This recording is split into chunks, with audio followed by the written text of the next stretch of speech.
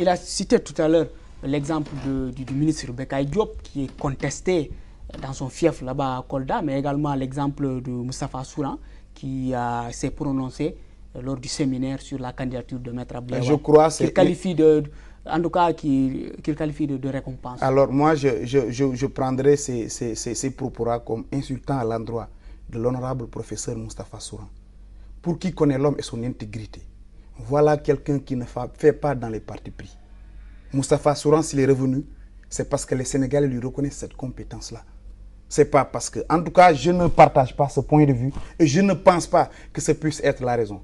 Telle serait la raison, connaissant Souran et ses valeurs de dignité et d'honnêteté, il n'aurait pas accepté. Il est venu parce qu'on a senti le besoin de le faire venir. Et encore une fois, il appartient à Abdoulaye Wade la loisiveté de choisir quand, qui mettre dans son gouvernement. Et je crois que nous autres, ce que je dis aux autres, proposer quelque chose d'alternatif, parce que nous avons un bilan à défendre, un programme à proposer aux Sénégalais en 2012. Qu'est-ce que vous dites aux Sénégalais pour qu'ils puissent être convaincus de votre bonne foi, au lieu de se mettre là à commenter jour et jour la candidature d'Abdoulaye Wade ou à tirer à boulet rouge sur le PDS. Justement, à propos de cette candidature, M. Sow, tout à l'heure, vous parlez tout à l'heure, vous disiez que M. Abdoulaye Wade n'est pas candidat. Est-ce que ce n'est pas parce que vous êtes en position d'opposant que vous tenez ce discours-là, également un discours qui se reflète sur ce réaménagement du gouvernement? Non, mais écoutez, sur ce terrain-là, moi je pense que le principe il est très clair. Les Sénégalais également, ils se rappellent, avant même 2000, les promesses que M. Abdoulaye Wade avait faites.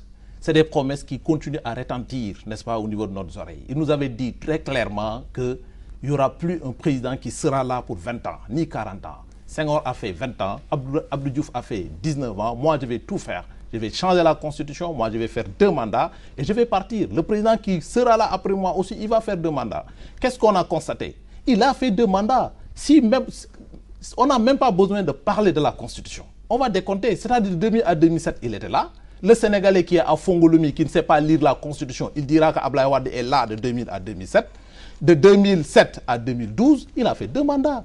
Qu'il respecte au moins les Sénégalais. Maintenant, pour revenir à ce qu'il a dit tout à l'heure, je n'aimerais pas qu'il se retranche derrière l'équipe nationale, ainsi de suite. On est en terrain politique.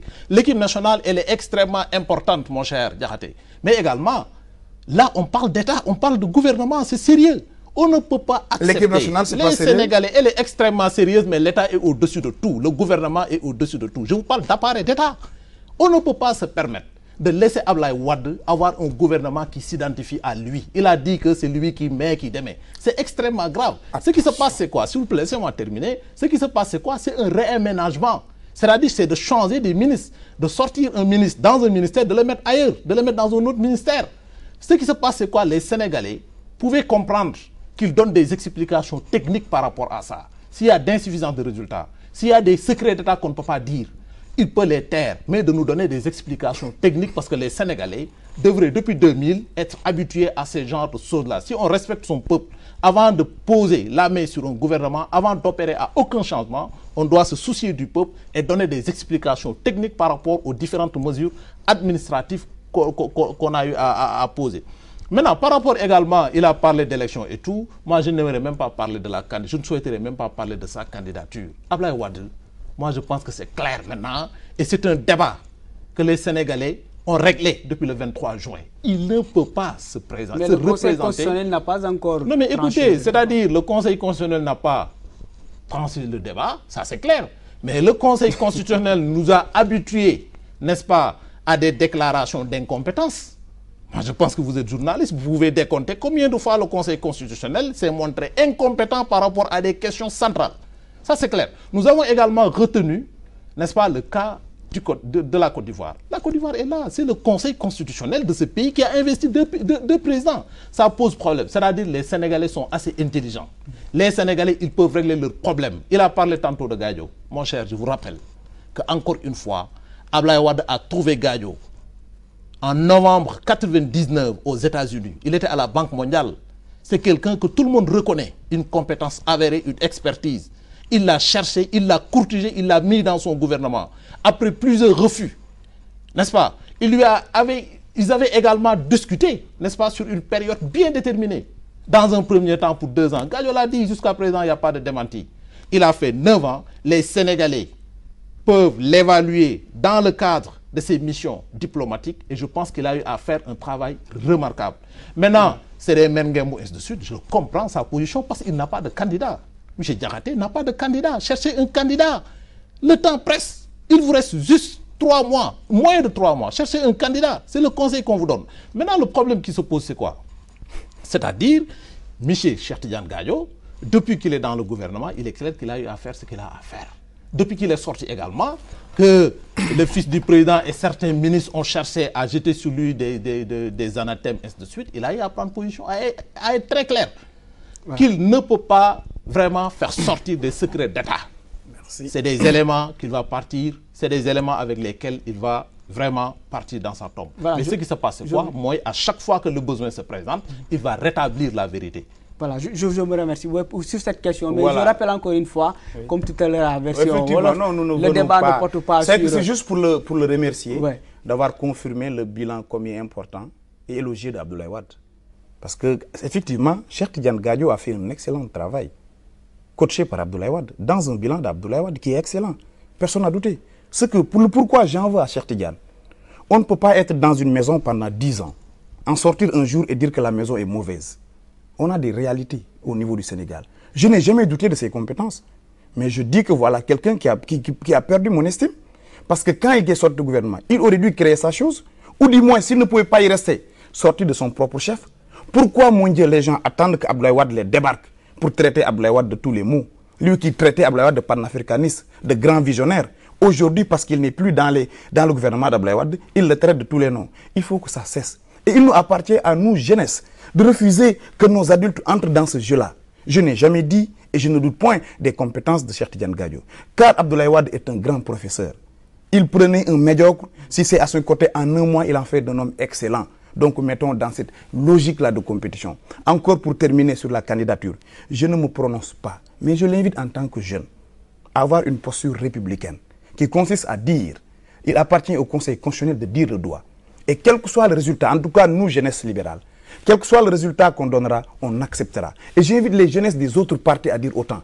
Parce que ces adultes-là, qui nous appellent à la résurrection, qui nous appellent au trouble, ont montré les limites, qu'ils ne sont mus que par leurs intérêts crypto-personnels. Et Benno vient de prouver cela. Quand il fallait choisir quelqu'un pour diriger Benno Siggil Sénégal, les intérêts crypto-personnels se sont montrés. Moustapha Niasse a dit qu'il était candidat, Tanor Andi, c'est pareil pour tout le monde. Et c'est dans cette logique-là qu'il faut comprendre la candidature d'Abdoulaye Wade. Parce qu'en réalité, ils avaient pensé qu'en temps, les Sénégalais seraient mûris pour avoir des gens qui ne se souciaient que de l'État et que du Sénégal comme lui. Mais malheureusement, voilà des gens qui ne rêvent qu'à devenir président au détriment des intérêts des Sénégalais. Monsieur Diakhaté, toujours par rapport à ce réaménagement-là, il a fait allusion, vous-même vous avez fait allusion à une équipe. Vous avez dit que des fois, on peut changer de joueur. Lui, il dit que c'est l'entraîneur même qui pose problème. Est-ce qu'il ne vous arrive pas de penser que l'entraîneur même pose problème? J'aurais compris si l'équipe ne gagnait pas. Parce qu'on consigne à un entraîneur, on ne lui demande pas le système de jeu ou les jours à mettre. On lui demande des résultats. Si les résultats sont mauvais, le premier à sanctionner, c'est l'entraîneur. Si le bilan d'Abdoulaye Wade n'est pas élogieux, qui doit le sanctionner? Le peuple, le seul habilité, celui qui lui a conféré les responsabilités. C'est pour cela, quand j'ai entendu tout à l'heure qu'il dit que le président doit se préparer ou avertir les gens qu'il doit faire, c'est parce qu'il ne comprend pas. Abdoulaye Wade a bénéficié de la confiance des Sénégalais le jour où il a été élu. Il est de son ressort de choisir, je l'ai dit et je le répète, des gens compétents qu'il le jugent, comme il a fait avec Cheikh Tidiane Gadio. Comme il en a fait avec d'autres, que les gens comprennent que voilà quelqu'un de très méthodique, de très rigoureux dans le choix de ses collaborateurs. Et que je comprends parfaitement, j'aurais compris que ce remaniement soit une première. Mais Abdoulaye Wade n'a pas cessé de remanier, parce que c'est un homme d'exigence. Et je te le dis que dans un mois, s'il pense qu'on doit mettre un saut pour qu'on ait plus-value, il le fera. Justement, est-ce qu'il est pertinent à 2 mois des élections de remanier? Est-ce que vous pensez qu'on peut faire quelque chose de plus à 2 mois des élections? S'il le fait, je le pense. Parce que je suis de ceux qui croient, dur comme fer, qu'il n'y a pas un Sénégalais qui se souciait mieux de devenir du Sénégal que d'Abdoulaye Wade. S'il le fait, c'est surtout pour le bien du peuple sénégalais. N'étant pas maintenant dans sa tête et encore moins dans la sphère étatique pour mesurer de manière objective, je ne peux faire qu'apprécier à partir des éléments que je dispose. Et je suis de ceux qui pensent que si Abdoulaye Wade pose un acte, c'est pour le bien des Sénégalais. Encore, je le dis, cette opposition, soi-disant opposition éclatée, ne nous empêche pas de dormir. je leur demande de présenter aux Sénégalais le bilan ou un projet de société. Mais malheureusement, le seul projet de société, c'est dire qu'Abdoulaye Wade ne peut pas être candidat. Ce qui est vraiment dommage pour le jeu politique. Mais ça... Oui, mais il est clair qu'il n'a absolument rien compris. Je comprends également son intervention. Hein. Il a une position très claire, c'est-à-dire il est partisan et tout. Mais aussi, je pense, quel que soit le degré d'appartenance, on peut également être on peut essayer d'être objectif. Moi, je pense qu'une équipe, c'est vrai, une équipe nationale, elle est extrêmement importante, mais encore un État. Il a dit tout à l'heure que si le président a 1 mois ou à 3 mois des élections, s'il opère à des remaniements, c'est parce que peut-être c'est objectif ou c'est parce que peut-être il peut espérer avoir de la plus-value. Moi, je dis que c'est grave. C'est-à-dire, on ne peut pas gérer comme ça un État. Depuis 2000 jusqu'à présent, les gens ont arrêté de compter.